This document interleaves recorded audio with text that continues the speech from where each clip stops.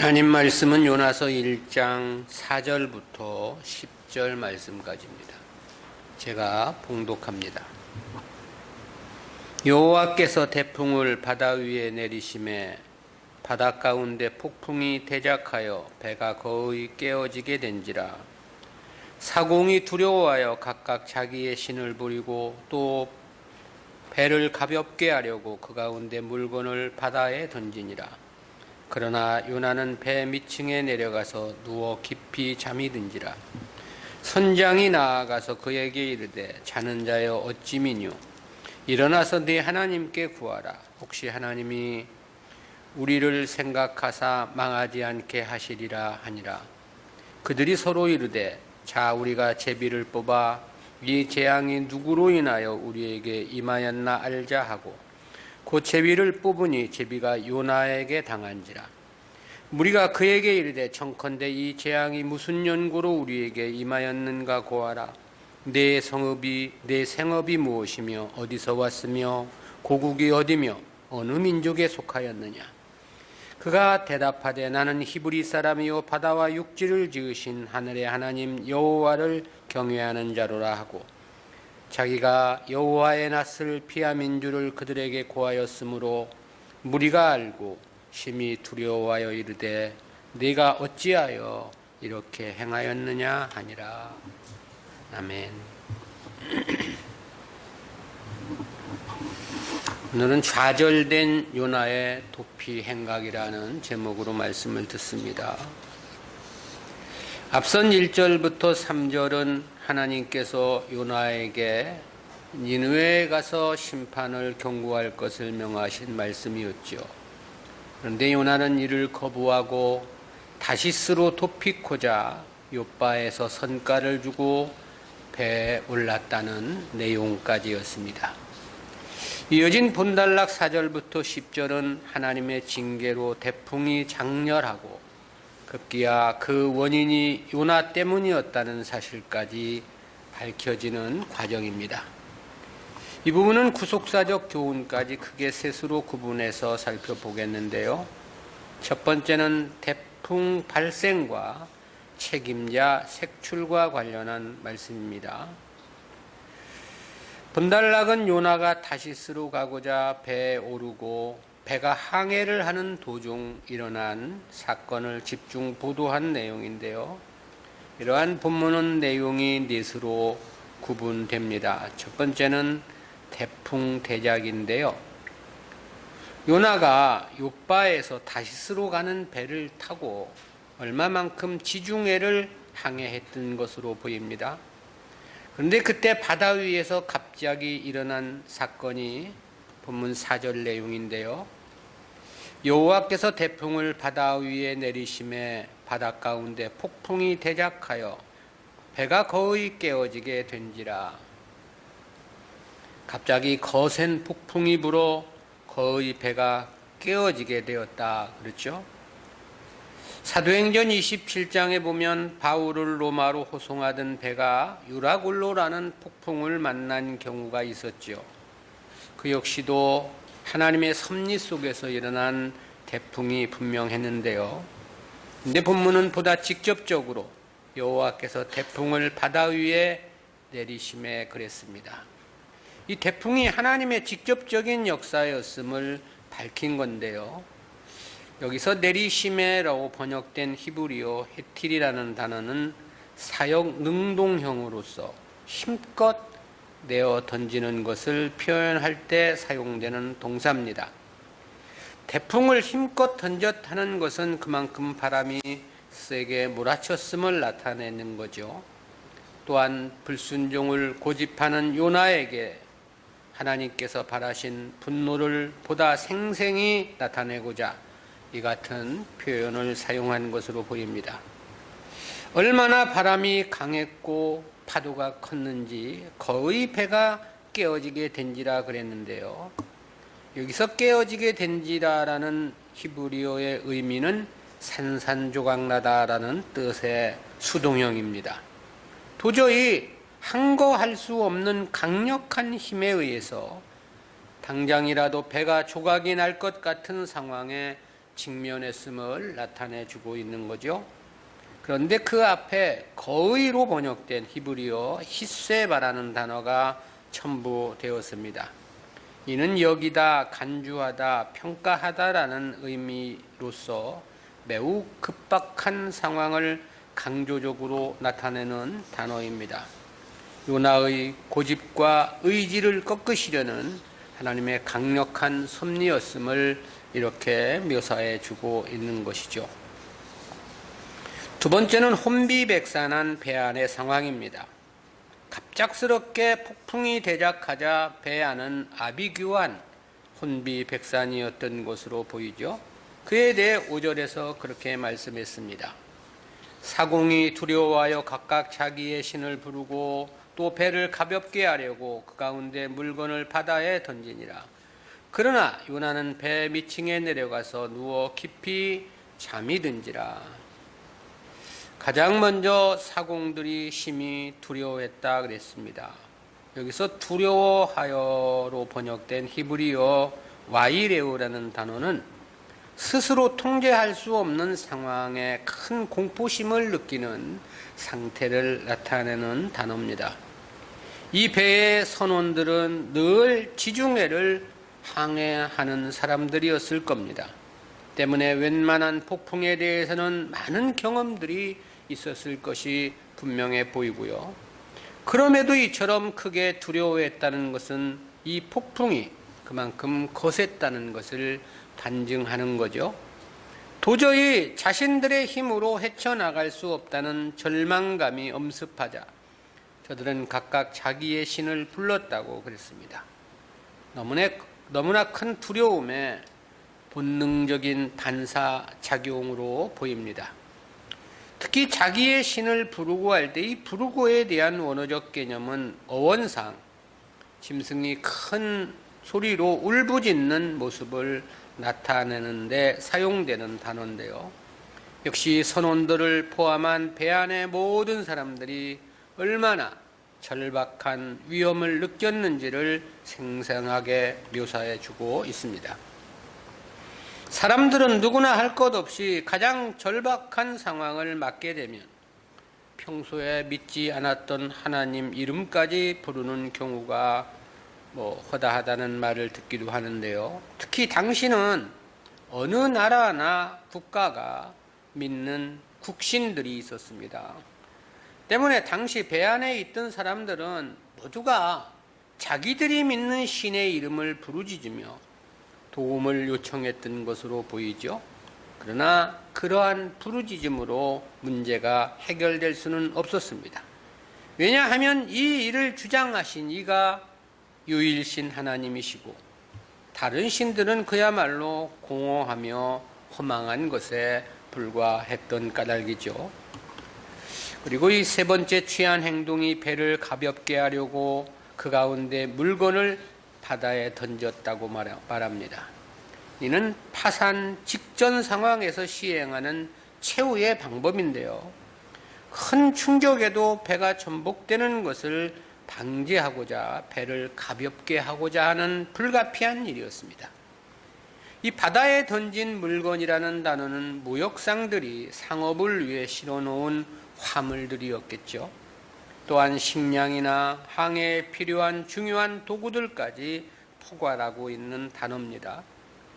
이 바울을 호송하던 배가 유라굴로라는 태풍을 만났을 때도 배 안에 모든 것을 다 버렸다고 그랬습니다. 실제 생명을 잃어버리면 모든 것이 다 쓸모없는 것들이죠.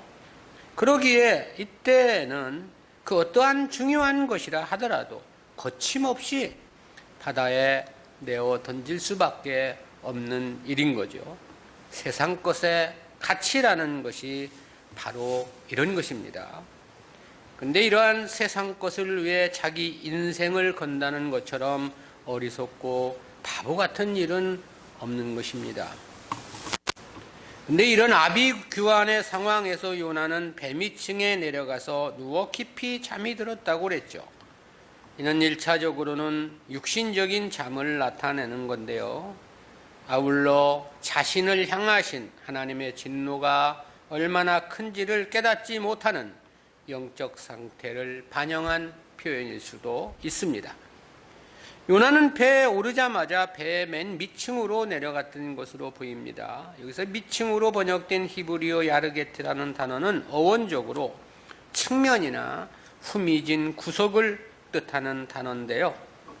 그리고 깊이 잠이 든지라에 해당하는 히브리어 와이 예라담이라는 단어는 어원상 정신을 잃거나 기절하여 깊은 잠에 빠진 것을 나타낼 때 사용되는 단어입니다.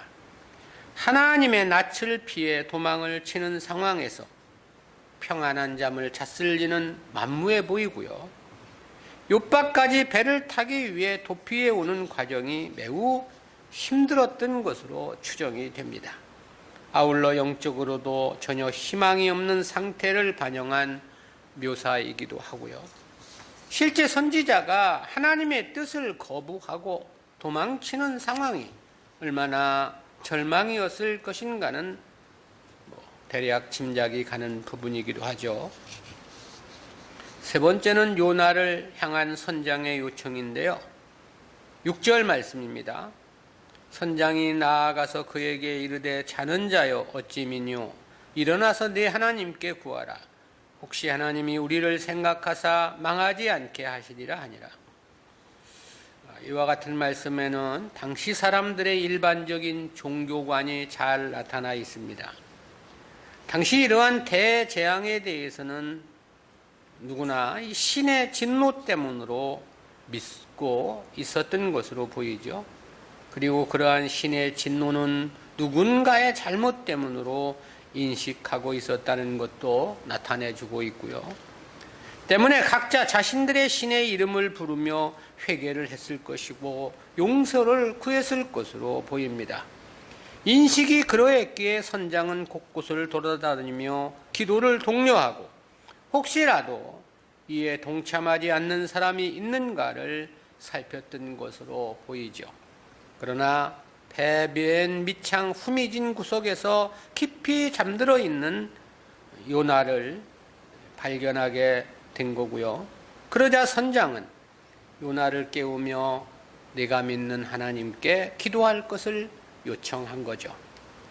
이러한 선장의 요청은 선장이 요나가 믿는 신이 여호와 하나님이라는 것을 알았다는 뜻은 아닙니다. 그렇다고 선장이 요나와 동일한 신관을 가졌다는 것 역시 아니고요. 여기서 이 하나님으로 번역된 히브리어 엘로힘이라는 단어는 이방인들이 믿는 신들을 부를 때도 사용되는 단어입니다.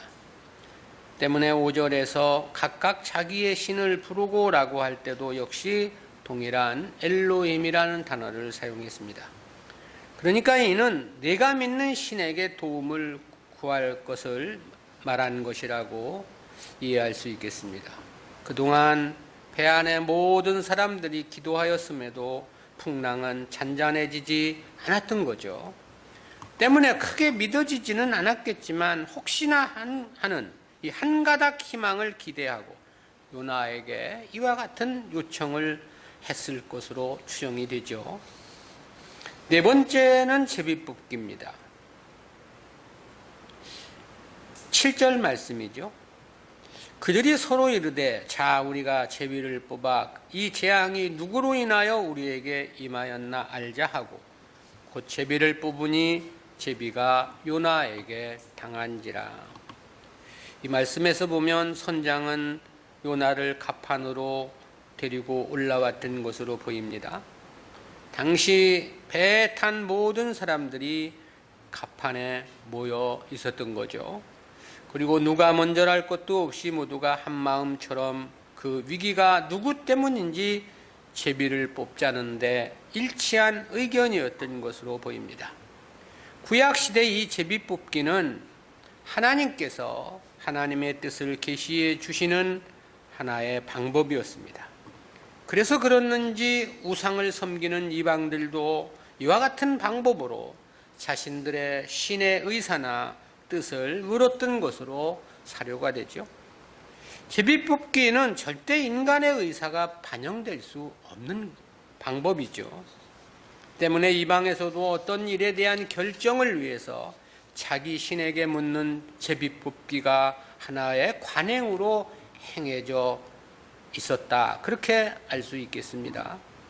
당시 제비뽑기는 막대기나 돌 위에 글자를 새겨 던지는 방식으로 이루어졌다고 전해집니다. 이때에도 사람들은 막대기에 각자 자기 이름을 기록하여 주사위를 던지듯 갑판 위에 던짐으로 이루어졌을 것으로 보이고요.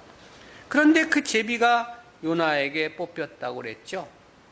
작은 막대기에 자기 이름을 쓰고 모두 갑판 위에 던졌을 것입니다. 그런데 다른 사람들의 것은 모두가 이름이 보이지 않도록 엎어져 있었겠죠. 오직 요나 것만이 그 이름이 드러난 상태로 반드시 뉘어져 있었던 것입니다. 그것도 여러 차례 반복해서 최후의 요나가 선택된 것은 아니었습니다. 단 한 번의 제비뽑기였던 거지요.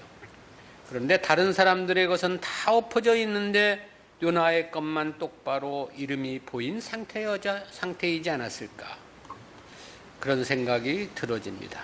아마 이때 요나는 소스라치듯 깜짝 놀랐을 것이란 생각이 들어지죠.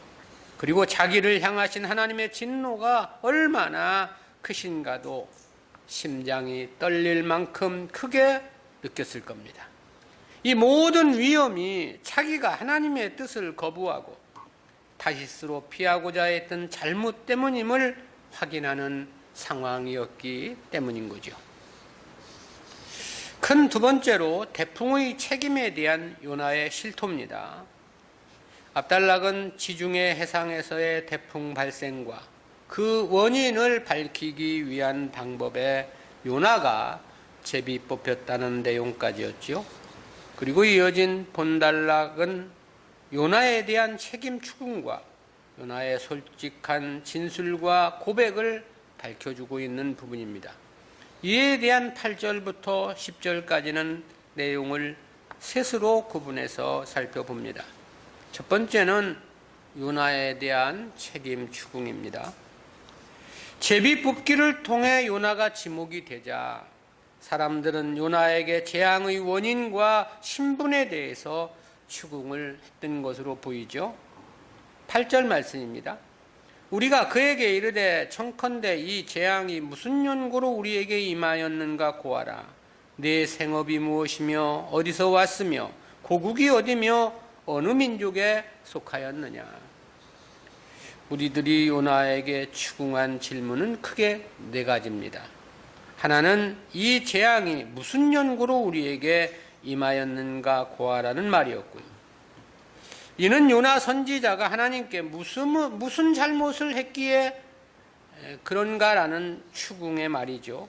그리고 이는 하나님께서 저들의 입을 통해 요나의 잘못을 추궁한 것이라고 말할 수 있겠습니다. 왜냐하면 이 폭풍 사건은 처음부터 요나를 책망하시고 저를 다시금 니느웨로 보내시기 위해 일하신 하나님의 강력한 섭리였기 때문에 그렇습니다. 여기서 이 고아라고 번역된 히브리어 학기다는 어원상 특정한 사물을 정확히 보기 위해 햇빛이 잘 드는 곳에 놓는 행위를 뜻하는 단어입니다. 본문에서는 사역 능동형 명령어로 사용이 되었는데요. 따라서 이는 조금도 숨김없이 낱낱이 밝히라는 뉘앙스를 나타냅니다. 즉 자신의 책임을 인정하고 책임 소재를 정확히 밝히라는 의미의 추궁이었던 것입니다. 두 번째는 내 생업이 무엇이며 그랬죠. 이는 직업이 무엇인가에 대한 추궁이죠. 이 질문은 요나에게 자신이 하나님의 선지자로서의 직무를 맡은 자란 생각을 떠올리게 했을 것입니다. 요나를 가장 부끄럽게 하는 질문이 아니었을까라는 생각도 해보게 됩니다. 그리고 세 번째는 어디서 왔으며 그랬습니다. 이는 행선지에 대한 물음이잖아요. 당시 배는 이스라엘 욥바에서 출발한 것이었습니다. 그러나 이 배에는 이스라엘 사람들만 탄 것이 아니었습니다. 다양한 국가의 상인들이 함께 타고 있었던 것으로 추정이 됩니다. 또한 이 배 역시 이스라엘 배가 아니라 이방 나라 배였음이 명확합니다. 그것은 선장의 언행을 볼 때 그렇습니다. 옥스포드 언어 성서대전에서는 이 배의 선장과 선원들이 대부분 해양 무역이 성행했던 베니게 사람들이었을 것이라고 추정을 했던데요.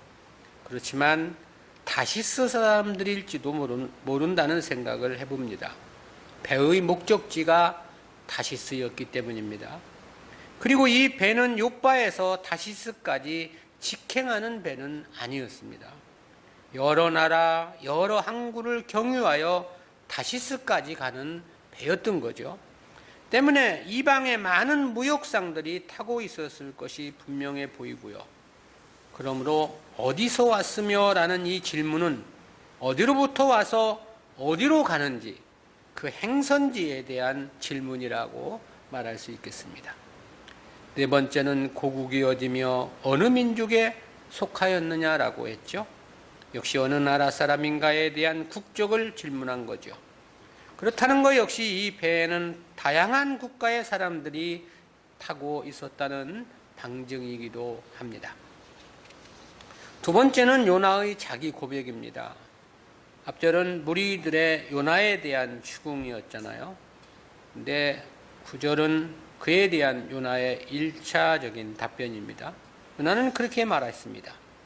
그가 대답하되 나는 히브리 사람이요 바다와 육지를 지으신 하늘의 하나님 여호와를 경외하는 자로라. 여기서 이 히브리로 번역된 히브리어 이불이라는 단어는 문자적으로 강을 건너온 자 또는 이주해온 자라는 그런 뜻입니다. 이는 본래 아브라함에게 붙여졌던 칭호였습니다. 왜냐하면 아브라함이 메소포타미아의 갈대아 우르에서 가나안 땅으로 이주해온 이방인이었기 때문입니다. 그러기에 아브라함과 그의 후손들에 대해서 히브리 사람이라고 불렸던 것입니다. 그리고 이 명칭은 이스라엘 민족의 독특한 정체성을 부각시키는 명칭이기도 했습니다. 따라서 요나가 자신을 북이스라엘 사람이라 말하지 않고 히브리인이라고 소개했던 것은 자신의 혈통적 정체성과 함께 하나님의 선민임을 강조한 것이라고 말할 수 있겠습니다. 그리고 이어 자신은 바다와 육지를 지으신 하늘의 하나님 여호와를 경외하는 자라고 그렇게 고백을 했죠. 이는 당시 무리들의 추궁에 대한 답변임과 동시에 요나의 신앙 고백이기도 합니다. 저는 먼저 하나님께서 어떤 분이신가를 설교한 겁니다. 즉 이 세상 우주 만물을 창조하시고 바다와 육지 모든 것들을 다스리시는 주권자가 하나님임을 선포한 거죠. 당시 바다를 항해하는 뱃사람들은 대부분이 바다의 신을 섬기고 있었을 것입니다. 그런데 요나는 그 바다를 창조하시고 주관하시는 이가 하나님이라는 사실을 이야기한 거죠. 이제야 요나가 정신이 제대로 돌아왔다는 생각을 갖게 하는 대목이기도 합니다. 그리고 이와 같은 마음의 돌이킴은 저에게는 심히 큰 희망이기도 했죠. 왜냐하면 이러한 상태에서도 고집을 꺾지 않는다면 그야말로 그 자체로서 저는 하나님께로부터 영원히 버림을 받을 수밖에 없는 절망일 수도 있기 때문에 그렇죠. 세 번째는 요나의 그릇된 자기 행적에 대한 실토입니다. 본달랑 마지막 절인 본문은 요나의 2차적인 답변인데요. 10절에서 그렇게 말했습니다. 자기가 여호와의 낯을 피함인 줄을 그들에게 고하였으므로 무리가 알고 심히 두려워하여 이르되 내가 어찌하여 이렇게 행하였느냐 하니라. 요나는 여기서 자신이 하나님의 명을 거역하고 도망치는 과정이었음을 고백을 한 거죠. 따라서 이는 지금 일어난 거대한 폭풍이 자신의 잘못으로 인한 하나님의 진노의 일환임을 고백한 것이라고 말할 수 있겠습니다. 본문에서는 짧게 소개를 했지만 실제로는 자신이 니느웨로 가라 하신 하나님의 명령을 거부하고 다시스로 가려고 했다는 사실까지도 상세히 밝히지 않았을까, 그런 생각을 해봅니다. 여기서 이 고아였으므로에 해당하는 원문의 의미가 어떤 사실을 조금도 숨김없이 낱낱이 설명한다는 의미를 나타내는 단어이기 때문입니다. 여기까지 요나의 이야기를 들은 무리들은 심히 두려워했다고 그랬습니다. 당시 불어닥친 거센 폭풍이 요나의 잘못 때문이란 사실을 인지했기 때문인 거죠. 그렇다면 더 이상은 희망이 없는 것 아니냐는 생각을 했을 수도 있겠습니다. 왜냐하면 이미 하나님의 진노를 일으킨 잘못은 과거의 일로서 돌이킬 수 없는 사안이었기 때문인 거죠. 실로 하나님 앞에 인간은 심히 나약하고 하잘 것 없는 존재일 뿐임을 우리는 이 말씀에서도 깨닫게 됩니다. 성도라면 두려움과 절망적 상황을 만나기 이전 하나님의 뜻에 합당한 삶을 살아야 한다는 생각을 갖습니다. 왜냐하면 하나님은 자기 백성들에 대해서는 틀림없는 세세한 간섭하심이 있기 때문인데요. 그래서 성경이 그렇게 말씀하지 않습니까? 히브리서 12장 6절부터 8절 말씀입니다. 주께서 그 사랑하시는 자를 징계하시고 그의 받으시는 아들마다 채찍질 하심이니라 하였으니 너희가 참음은 징계를 받기 위함이라. 하나님이 아들과 같이 너희를 대우하시나니 어찌 아비가 징계하지 않는 아들이 있으리요. 징계는 다 받는 것이거늘 너희에게 없으면 사생자요 참 아들이 아니니라. 내가 하나님 백성이 분명하다 생각이 들어진다면 어떠한 경우라도 우리는 하나님의 뜻을 따르려고 최선을 다해야 됩니다. 이와 같은 절망적 상황을 만나기 이전에 돌이켜야 하는 거죠. 우리는 이와 같은 말씀에서 두 가지 구속사적인 교훈을 생각해 봅니다. 첫 번째는 택한 백성이 하나님의 뜻을 거스리고는 희망은 없다는 교훈입니다. 그것은 요나가 하나님의 뜻을 거부하다가 만난 절망적 상황을 통해서 생각해 보는 교훈입니다. 사람들은 언제나 하나님의 뜻에 대해서 어떻게 다 순종할 수 있느냐는 생각이 그 중심에 자리 잡고 있습니다. 물론 그런 생각 자체가 틀리다고 말할 수는 없을 겁니다. 실제 우리가 하나님의 뜻을 온전히 순종한다는 것은 불가능하죠. 그런데 문제는 그러기에 하나님 뜻대로 행치 않는 문제를 당연하게 생각한다는 것은 심히 큰 문제 중에 문제인 거죠. 어차피 온전할 수 없으니 해도 되고 안 해도 될 것이라는 식의 생각은 결코 택한 백성들이 가져서는 안 되는 생각인 거죠. 특히 오늘 우리는 주님의 대속이 완성되고 무한정한 긍휼하심과 은혜 속에 살아가고 있는 우리들입니다. 그러다 보니까 자신의 잘못됨을 자각하지도 못한 채 그저 세상을 살아가는 경우도 허다할 수 있습니다. 그러나 택한 백성이라면 그것이 어느 시대이든 하나님의 뜻을 거스른 자들에게 희망이 없는 것은 동일한 원리인 것입니다. 10절 하반절에서 무리들은 내가 어찌하여 이렇게 행하였느냐라고 다그쳤다고 그랬죠. 이에 대한 원어적 개념은 내가 어찌 이처럼 어리석고 불경하며 패역한 일을 자행했느냐라는 뉘앙스를 나타냅니다. 이방인들조차도 납득할 수 없고 우상을 숭배하는 자들조차도 이해가 안 된다며 개탄했다, 그런 뜻이 됩니다. 실로 소금이 그 맛을 잃으면 밖에 버리고 사람들의 발에 밟힐 뿐이라는 주님 말씀이 생각나는 대목이기도 하죠. 하나님의 선지자가 우상을 섬기는 이방인들에게 이러한 추근과 책망을 당하고 있다는 것이 그렇습니다. 성도가 절대 하나님 뜻을 거슬러 나가서는 안 되는 이유입니다. 온전히 순종할 수 없으니 더욱더 힘을 다해야 하고 기울여야 하는 거죠.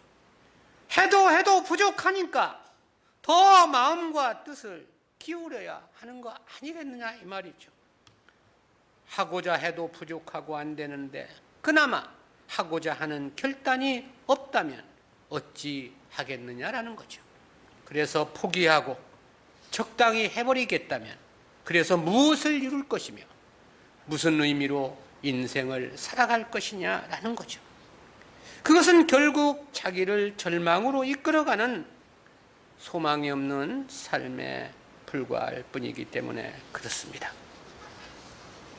두 번째는 성도는 언제나 자신에게 도래할 절체절명의 순간을 계산하며 살아야 한다는 교훈입니다.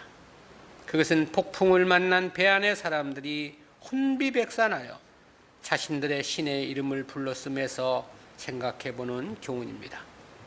당시 거센 폭풍우 앞에 배 안의 사람들은 아비규환의 현장이었던 것으로 보이죠. 4절에서는 거의 배가 깨어지게 된지라라고 말씀했습니다. 때문에 5절 상반절에서는 사람들이 두려워하여 각각 자기의 신을 불렀다고 그랬죠. 또한 5절 하반절에서는 배를 가볍게 하려고 그 가운데 물건을 바다에 던지니라 그랬습니다. 목숨 자체가 너무나 절박한 상황이었던 거죠. 그러기에 아낄 것이 없었던 것입니다.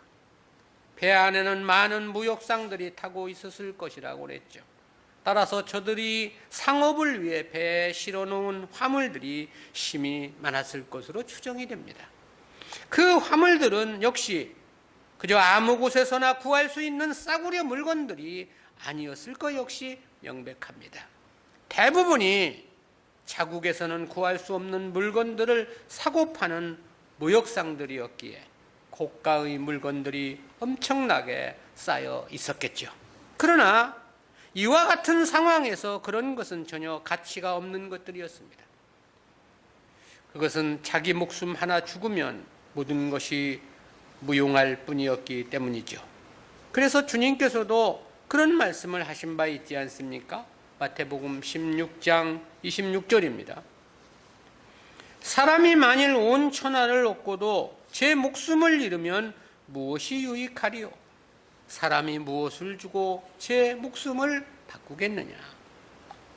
따라서 우리는 누구라도 이와 같은 절박한 때를 미리 계산하며 살아야 한다라는 거죠. 왜냐하면 최소한 육신의 삶을 마감하는 절체절명의 한 번의 순간은 누구에게나 도래할 것이기 때문에 그렇습니다. 마지막 죽음을 맞게 되는 그 절박한 상황에서 그야말로 주님 앞에 행한 것이 아무것도 없다면 어찌할 것인가라는 거죠. 주님 이름을 부르는 것조차도 부끄러운 마음일 것 같으면 어찌하겠는가라는 것입니다. 그때는 그야말로 주님 말고 이 세상 것은 아무리 많이 쌓아놓았다 하더라도 다 무용할 뿐이기 때문이죠. 때문에 우리는 할 수 있을 때 보다 주님을 위한 삶을 살아 놓아야 합니다.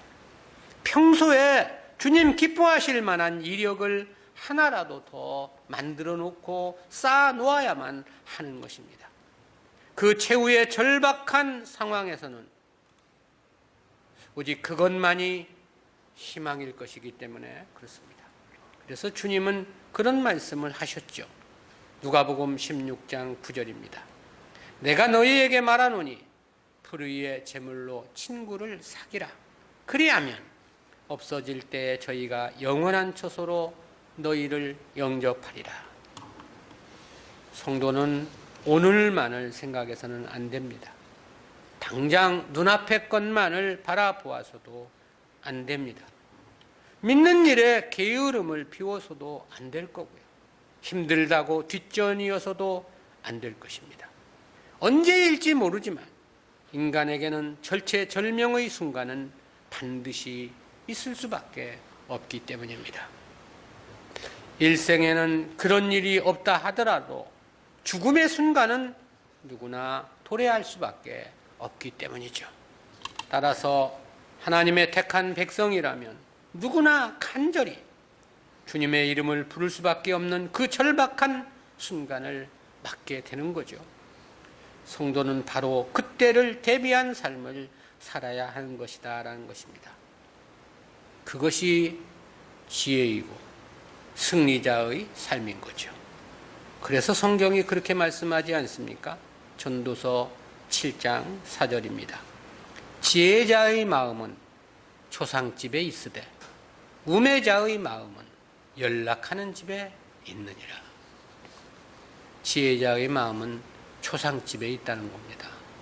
근데 우매한 사람은 늘 연락하는 집, 세상에서 누리고 뭐 그런 것들에 마음이 가 있다는 거죠. 우리가 어떠한 마음으로 이 세상을 살아가야 하는가는 명백합니다. 이 한 주간도 주님이 기뻐하시는 삶이 될 수 있도록 최선을 다해야 되겠죠. 기도합니다. 사랑의 하나님, 은혜를 감사합니다. 오늘도 하나님의 낯을 피해 다시스로 향하던 요나를 붙잡으시는 하나님의 섭리를 생각해 보았습니다. 택한 백성이 하나님의 뜻을 거스리고는 희망이 없다는 교훈 깨닫게 해주심 감사합니다. 성도는 무엇보다 자신에게 도래야 할 절체절명의 순간을 계산하며 살아야 한다는 교훈 깨닫게 해주심도 진실로 감사합니다. 오늘이 다가 아니며 주님 앞에 이를 수밖에 없는 상황이 우리에게 도래야 할 텐데 우리는 그날을 대비하며 살아야 한다는 것 반드시 우리 중심에 기억하고 믿음으로 승리해가는 삶이 될 수 있도록 주여 도와주시옵소서. 감사드리옵고 예수님의 이름으로 기도드리옵나이다. 아멘.